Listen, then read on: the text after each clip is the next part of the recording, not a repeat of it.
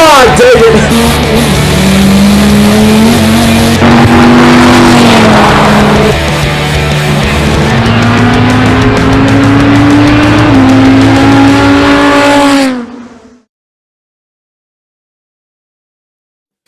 Hey everyone, I know it's been a long time, hasn't it?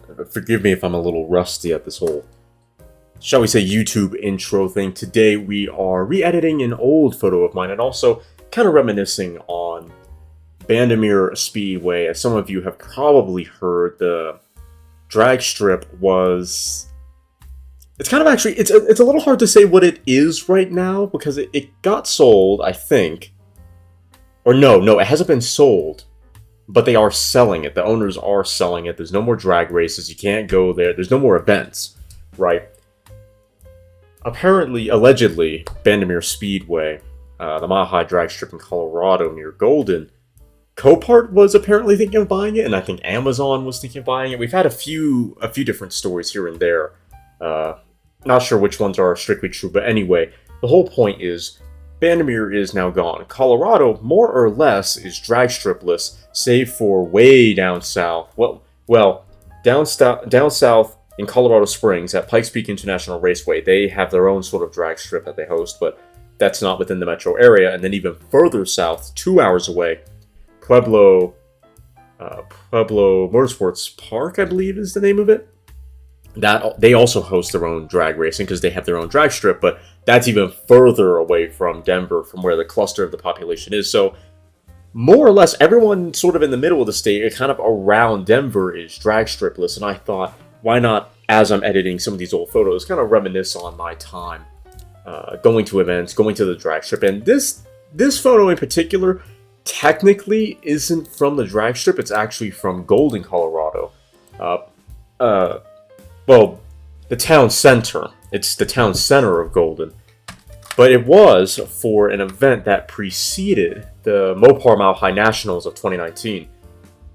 It was called the Mopar Big Block Party, and it's exactly as it sounds. Mopar hosted a party in the center of Golden, allowing all Mopar owners in Colorado at that time to showcase their Mopar muscle, and it allowed Dodge themselves to show off some of their cars. I've got one photo from this event that is of a Frostbite. It was the first year. It was a 2019 Dodge Charger SRT Hellcat wide body. It was 2019. I think it was the first year for the wide body Charger Hellcat, and it was the first year for the Frostbite paint color.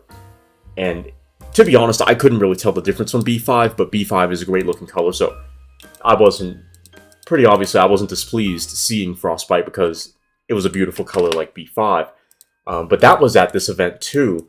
This I think it's a 1962 Dodge Dart, funnily enough, wasn't actually formally part of the event. It's just in the parking lot, as you can see from all of the, as we would call, traffic cars now.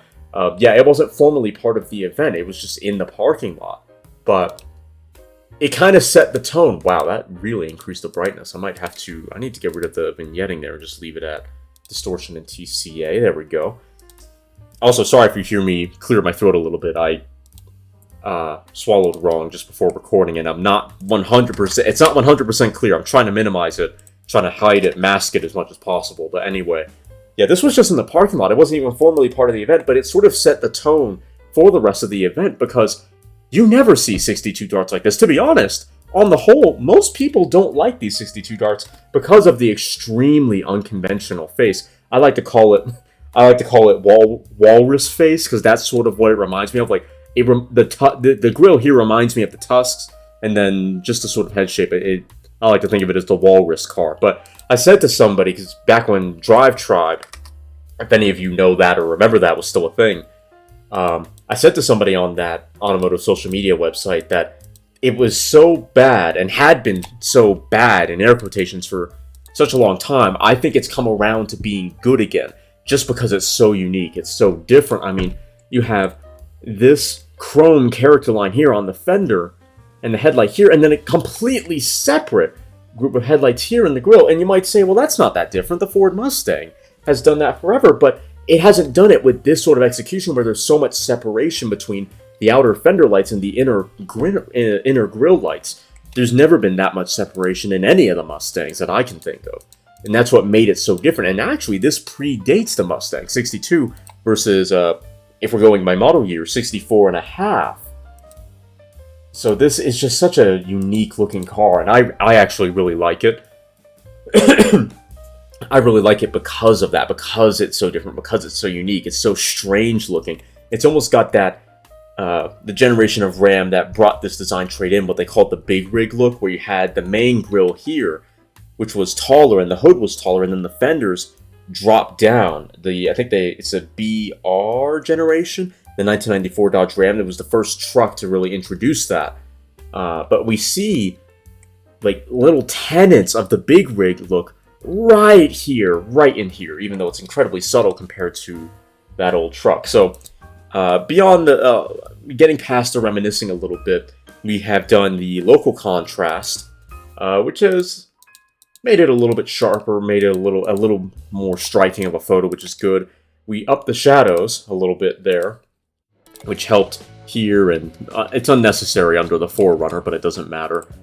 We could do the highlights, and I probably will, but that makes it look really dark there, and I don't like it, so we're going to leave it for now.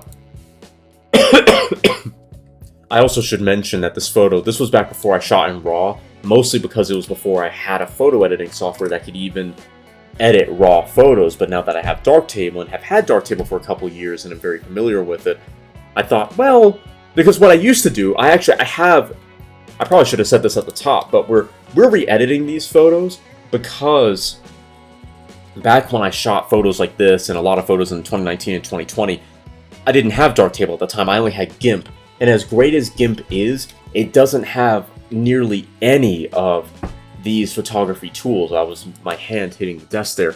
Like, there's no color zones, there's a very rudimentary color correction that I don't really like. He didn't have any of this color contrast or Velvio, which as far as I can tell, usually just ups the saturation, like here a little bit, and the reflections there. But you didn't have any of this. Like, I didn't have haze removal.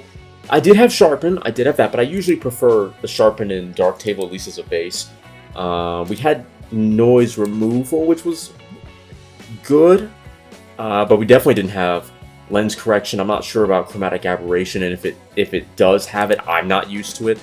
They definitely didn't have this graduated density here, which I've used religiously. As you can see here, I call it artificial sunlight to give these photos more of a golden hour look, because I'm obsessed with golden hour. And then let's fix that, because it's not a dark photo. There we go. That might still be a bit much, but I don't think... Okay, we have actually messed with the haze removal. We could increase it. That hasn't done very much. So what we're going to do here, we're going to take the temperature down, or the saturation rather, down a little bit to make it a little more neutral, and then we're going to bring that down to a 0.20, because we don't need much, just enough to make it a little less cold in Kelvin. Kelvin is a photography term for how warm or cold a photo looks. So like this is a fairly neutral Kelvin temperature, maybe on the colder side, but if we do this, it's a little bit warmer, right? So I think what I'm going to do is negative 0.3. If we go into the positives, that actually makes it darker here, as you can see, so it makes the photo darker. So if we want brightness, if we want that sun look, then that, now having done that, we could maybe reduce the highlights. I'm still not going to touch that. What I'm going to do is take that to 0.20. It's a little more subtle than I would like, but this isn't the only program we're going to be taking this photo into. So when we get into the dehaze in the next program I'm going to jump in, we might improve things slightly. We also have the levels here, which we can use to bring it down a little bit so it's not so overly bright. Yeah, that worked a treat. Yeah, so most of these photos are JPEGs. I was shooting JPEG at the time. And GIMP can do JPEG. GIMP can do JPEG just fine. But the problem was how limited I was in the tools that I could use within that program, which isn't very helpful. The next program that I used at that time, which I still use today actually, is Adobe Photoshop Express. And that's actually where I made the majority of my edits back then. I'm trying to think of what I want to do here now. I think I want to up the green in the trees. I just don't know if I want to do that. Because I'm a little worried that that's going to increase the color and things I don't want. But that's where I made the majority of my edits. In Adobe Photoshop Express, you could do your clarity, your dehaze. There's a lot that you could do there. but you couldn't do it like with Darktable. I can take this tool and this tool, and then much like you would in Lightroom, select a very specific area so that only that in this selection receives the pump up to the saturation of the greens. I can't do that in Adobe Photoshop Express because it's predominantly meant to be a mobile app and work on phones. So as great as it is, it's not very precise. It's not very precise in that way. It does have numerical values, so like I could increase the temperature there too, which I'll probably do when we get this photo into that program. And there, you have numerical values, and that helps. But the edits are for the entire photo, and that's fine to a degree, but I need much more control most of the time. Like what I'll usually do in photos like this is I'll select this and get rid of the blue color of the reflection there. And sometimes I'll do it all the way, sometimes I won't. I'll just reduce it so it's not so prevalent because I don't like it. I want the car to retain more of its natural color, less of the reflected color. We're going to change this to be a little bit pinker to reflect more of that sort of golden hour tint. Just trying to make sure it's not overkill. I think it's a little too much. We're going to bring it down by 1. So there we go. And then of course we have the saturation of everything else. So speaking of the blue, as you can see, we have the blue of the Park and Pay here. I do want to point out, because a lot of people who are actually good at photography will say, okay, you messed up with this, you messed up with that, and a lot of other things. This was before I really paid attention to stuff like this. The kindest way of explaining my photography back in 2019 and to some extent 2020 is that they were just candid shots. I just run and gun, just shot whatever in whatever moment. So I paid no mind to this at all. This isn't so bad because it's not actually intersecting the car. Yeah, so that's just an unfortunate reality. So I don't want this actually to be more yellow in saturation because it's gonna draw too much of your eye to it. So I want to just leave it. There we go, that's fine. But the blue in the background of this van here, that's something we have to be cognizant of, because I do want to increase the saturation of the sky, even though that's a little bit too green in tint. But see, now you see the pay here. Now that's way too prevalent. The red. Okay, we already did the red. The thing is with this, usually what you do here, like around this region, will have an effect here unless you very specifically change that. So yeah, yeah, the sky is a bit too turquoisey to me. So as much as I don't like it being more desaturated, that might be how it has to look, just so the sky doesn't look too green. And we could, of course, change that. If we do this, you have hue here, so if we, I think it's under. See, if we do that, so you could make like very 2000s looking edits. That's not usually the way to go. The best thing to do on the whole is to be very subtle about it. So I've just increased it slightly, and even just something like that has a meaningful difference in the color of the sky. It's just that little bit less. And then as you can see, this obviously becomes more purple because this is also blue. This is also blue in the photo. And sometimes that can be a disaster, right? Because that changes the look of the blue entirely, which isn't great. But here, that's actually, I'm going to say that that's okay, because we made this photo to look warmer to begin with, right? So this looking pinker, in accordance with the warmer temperature, is correct. At least I believe it to be correct. So we're going to leave that.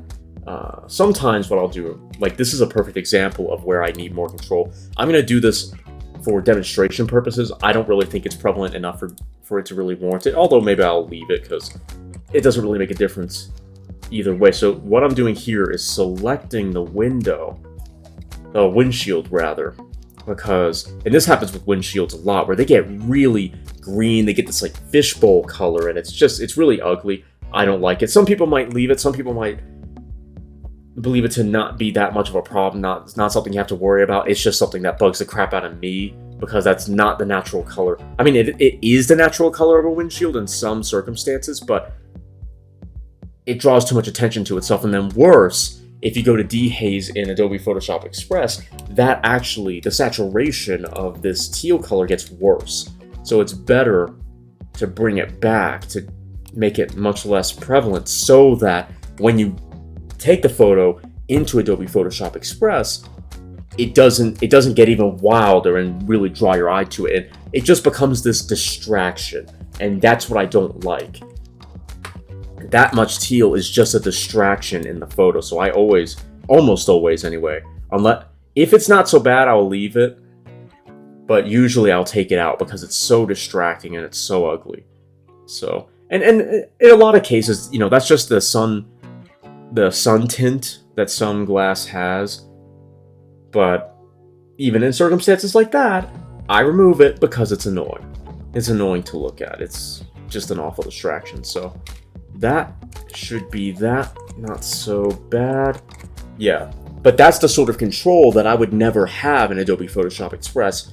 Hence the problem. Hence why Darktable is just an absolute revelation. And despite this and some other photography faux pas, if you will, I still like these photos. I still enjoy these photos and think that they should get their time in the sun, if you will. And that is to say that I should rework them and bring them up to modern standard for my editing process as of now, because I still think these are good photos, even with this mistake here. It's a cool car, and that's all that I really care about. And I wasn't paid to take this shot. If I was paid to take this shot, like, this wouldn't even make it in the set. But because this was just me going to an event, because it's like not that big of a deal, it's a cool shot, let's go. So we're going to, what we're doing here, and this is, let me see, if we do this, you'll see, this is another way of selecting, even though it's a little less precise than what I would do on most occasions. But here, I'm not convinced that I really need to be all that precise. I just need to add a little more darkness to the sky, a little more blue. See, there we go. I'm just trying to figure out, because the worry is that I go overboard and then this actually gets dark. And then when I take it into Adobe Photoshop Express, it doesn't look right. So I know that some of you have just seen that right here where it's not consistent. But that's something that we can fix, because this here, I believe if we do shift, that's the feathering, right? So that's how much transition there is between where the haze removal is and where it isn't. So that should make it a little less weird. And then I'll be honest, I'm thinking that should be good. I think I overdid it potentially. Yeah, I overdid it potentially on the other side. So that's good to go. So when you go into your edits in Darktable, you just double click it and it'll take you to it. So we're going to do that. We're going to 5-star it, and then we're going to go here and we're going to find the folder that actually came from, so I can save it to the correct folder. We're going to go here. I did actually complete the photos from this, but we're once again going back and just doing a better job editing. Let's see, do I have any? There we go, Darktable Prime, there we go. And then we're gonna do the file name, Mopar Big Block Party 2019-62 Dart 1 Darktable primed, and then primed. We're gonna click it. I don't know what that was about. We're gonna click it, we're gonna export it, and then I'm gonna see you all in Adobe Photoshop Express for the edits. For further edits. Alrighty, so here we are in Adobe Photoshop Express. You'll have to forgive the slight difference in capturing methods. OBS didn't want to capture this window, I don't know why. So anyway, and to be honest, this program, I think on export, tends to crash while recording, but hopefully that won't be the case here. So I think what we're going to do, because of what we're going to end up doing later, we're going to increase the shadows just a little bit, just to counteract what we're about to do here. We're going to hit the dehaze.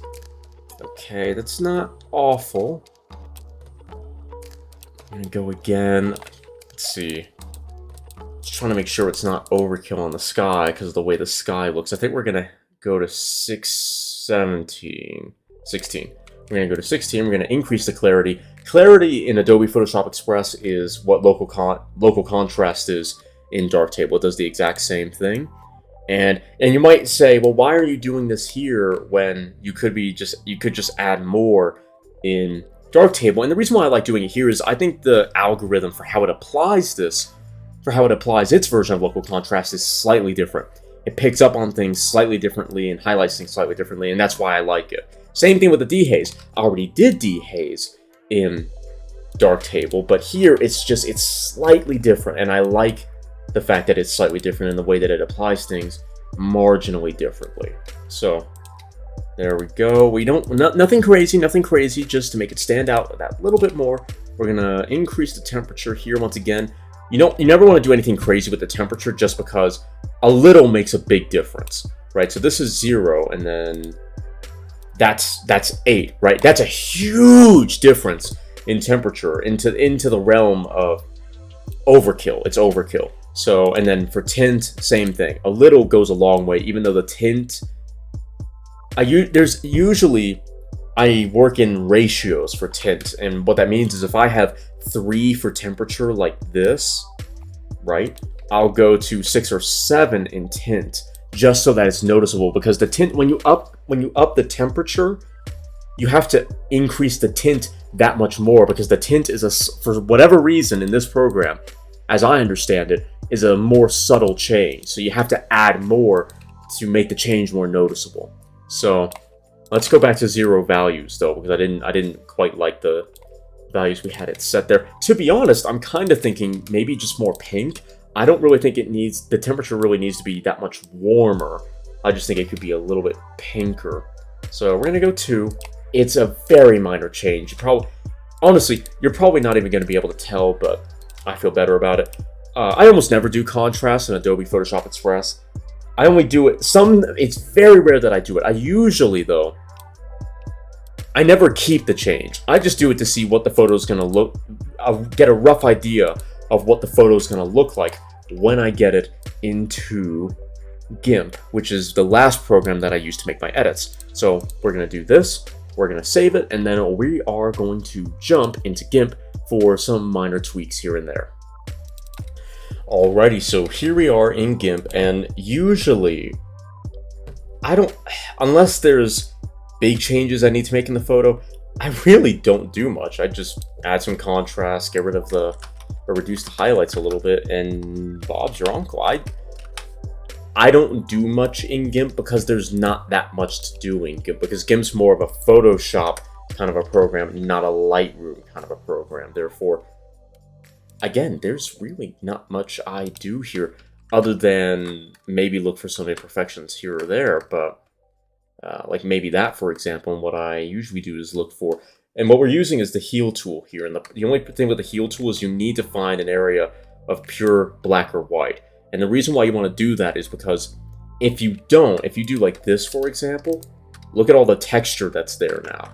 So the heal tool is really annoying to use. So you just got to find an area of pure white or black. And then there you go. Look at how much better that is, where it's actually properly masking. I say masking, but properly removing that little blemish without adding any weird texture into it. And then there you go. Look at that. So yeah, that's usually what I do. But there you go. And that's pretty much done. I don't think the photo ultimately is all that different from its predecessor, from the purest version of its predecessor, because back in those days I used to do filter after filter after filter because they looked cool and I thought they looked cool. But eventually it got to the point where I was like, this is just too time consuming, having to spend like 30 minutes exporting one photo but 5 to 7 different versions of a photo. So I ended up stopped doing that and largely stopped doing that and just more or less getting it right. I say getting it right, but making the version I wanted from the get-go. So the old version of this photo is most similar to this. As I said, I don't think there's going to be that big of a difference. I didn't see that much of an improvement, because some of the time, like Darktable can really unlock, and this is in large part due to RAW as well, the potential of a photo. It does a great job at that. JPEG less so because you have less to work with because it's compressed data, right?